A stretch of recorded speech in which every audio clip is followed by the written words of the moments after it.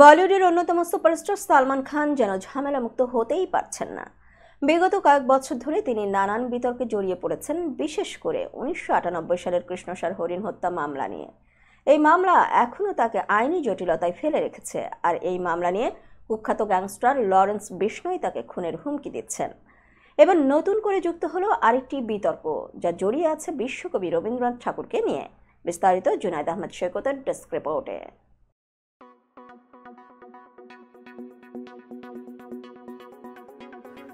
সম্প্রতি দ্য কপিল শর্মা শোতে গিয়ে ঘটে যায় এই বিতর্কের সূচনা।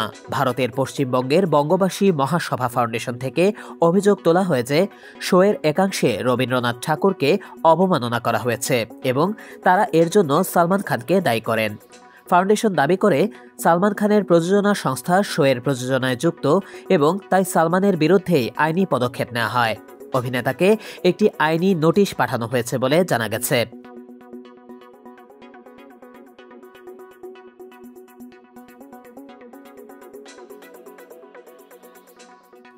13 নভেম্বর বুধবার সালমান খানের তরফ থেকে একটি বিবৃতি প্রকাশ করা হয়। সেখানে স্পষ্টভাবে জানানো হয় যে সালমান বা তার প্রযোজনা সংস্থা এখন are the Kapil Sharma show এর সঙ্গে কোনোভাবেই যুক্ত নয়।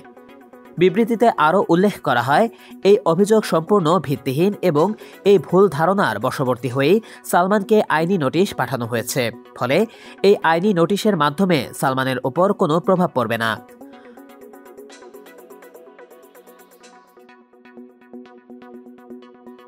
ভারতীয় সংবাদ মাধ্যম জানাচ্ছে, এই ঘটনাটি আসলে কলকাতার বাংলা সংস্কৃতির সঙ্গে জড়িয়ে থাকা ব্যক্তিত্বদের ক্ষুব্ধ করেছে।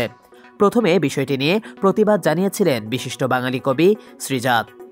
তার অভিযোগ ছিল, শোতে অভিনেত্রী কাজল উপস্থিত থাকার সময় শোয়ের অন্যতম কৌতুকাভিনেতা কৃষ্ণা অভিষেক রবীন্দ্রসঙ্গীত যদি তোর ডাক শুনে কেউ না আসে গানটি নিয়ে কৌতুক করেন এবং সেই গানটি অপব্যাখ্যা করেন। এতে তিনি গভীরভাবে ব্যথিত হন এবং তার এই ক্ষোভ প্রকাশের অনেক বাঙালি সৃজনশীল ব্যক্তিত্ব সমর্থন জানিয়েছেন। তাদের মধ্যে ছিলেন বিশিষ্ট সুরকার ও পরিচালক ইন্দ্রদীপ দাশগুপ্ত সহ অন্যান্যরা। এই বিতর্কের কারণে বলিউড এবং বাংলা সংস্কৃতি জগৎ এখন সরব।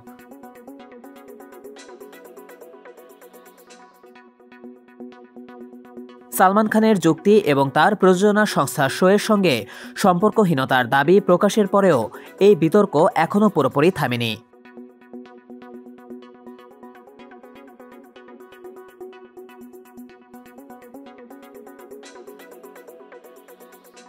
ভবিষ্যতে কিভাবে এই আইনি সমস্যার সমাধান হবে এবং সালমান খান কি রবীন্দ্রনাথ ঠাকুরের প্রতি এই বিতর্কের অবসান ঘটাতে সক্ষম হবেন কিনা তা দেখার বিষয়।